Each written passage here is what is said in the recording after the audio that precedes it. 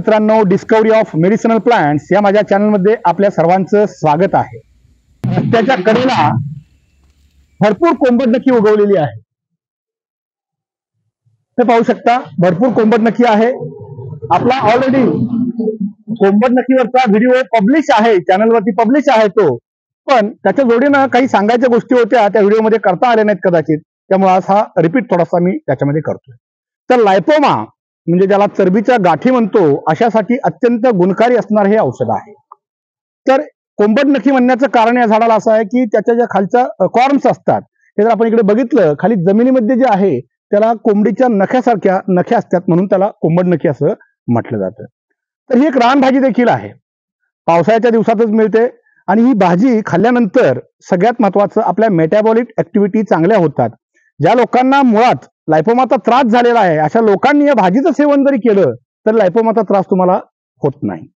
बऱ्याच ठिकाणी बघतो मी की याच्या कोवळ्या पानांची भाजी अत्यंत सुंदर रीतीने केली जाते. थोडीशी आता ही जून आहेत, पण साधारणपणे रंग पोपटी असेल त्यावेळी पान घ्या. इकडे बघू शकता, पानातला फरक बघू शकता.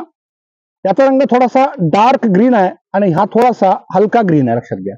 तर अशा स्वरूपात जी पानं आहेत त्याची आपण भाजी करून खायची आहे. त्याच्यामुळे काय होतं की आपल्या शरीरामध्ये जो फॅट आहे, सगळ्यात महत्वाचं म्हणजे ज्याला आपण मेद धातू म्हणतो, तर त्या मेद धातू हा व्यवस्थितरित्या आपल्या शरीरामध्ये काम करत राहतो.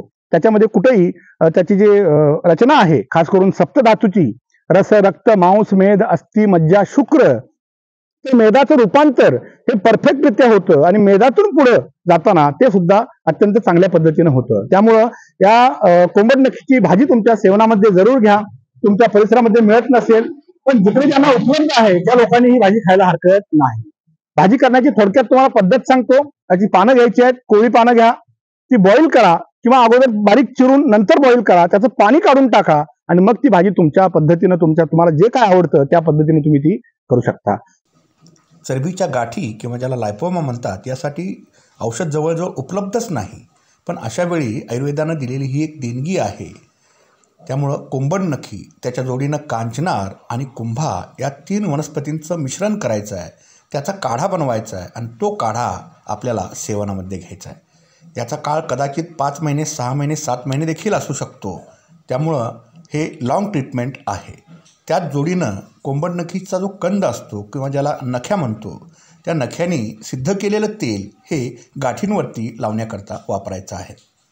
साधारणपणे काढा 5 ml सकाळी, 5 ml संध्याकाळी, कारण हा थोडंसं कॉन्सन्ट्रेशन त्याचं जास्त असतं. कोंबडनखी थोडीशी उष्ण गुणात्मक असल्यामुळं काढा कमी प्रमाणात घ्यावा लागतो. आणि जर तुम्हाला गाठी कमी असतील, डायरेक्ट कंद उगावून लावला तरी चालेल. पण हे लॉंग ट्रीटमेंट आहे. 8 दिवसामध्ये, 10 दिवसामध्ये, महिन्यामध्ये याचा तुम्हाला फारसा फरक पडत नाही. पण जवळजवळ 90% लोक याच्या वापराने बरे होतात. 10%मध्ये काहीतरी निश्चितपणे अडचण येऊ शकते. त्यामुळं वापरण्याची पद्धत तुम्हाला सांगितलेली आहे. पण याचा अर्थ तुम्ही ते उपटून नेऊन निसर्ग संपवायचा असं काही करू नका. आणि दुसरी महत्त्वाची गोष्ट, कोंबडनखी वापरताना ती नेहमी ताजीच पाहिजे. सुकलेली 6 महिन्याची, वर्षाची अजिबात चालत नाही. त्याचा गुण येत नाही.